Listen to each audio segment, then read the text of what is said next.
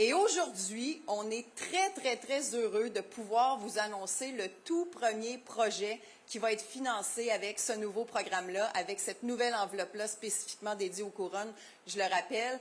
Et c'est un projet qui est en partenariat avec Aéroport de Montréal et des entreprises qui sont touchées par la nouvelle desserte qu'on vous annonce. Puis c'est pas un hasard si on est arrivé dans l'autobus que vous voyez en arrière. Donc c'est un projet qui va nous permettre de pérenniser une navette entre la station de métro Montmorency, ici à Laval, et le pôle aéronautique aérospatial à l'aéroport de Mirabel. Je ne sais pas si on peut dire YMX, YMX. YMX, c'est en anglais, donc j'imagine qu'il faut dire YMX.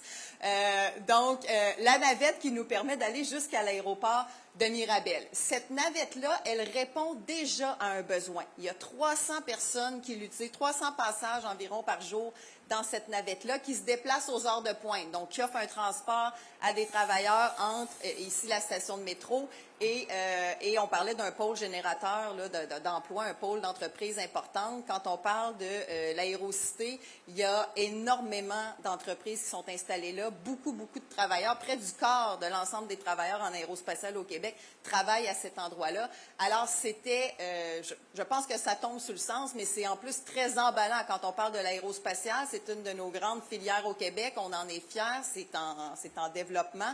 C'est florissant comme volet industriel. Alors, je trouve que c'est extrêmement porteur. Et on a comme partenaire, je parlais d'Aéroport de Montréal, mais il y a aussi des entreprises. Donc, on a Avianor, Nolinor, Safran, on a Airbus qui font partie des partenaires, donc qui vont contribuer à cette entente-là, ce partenariat-là.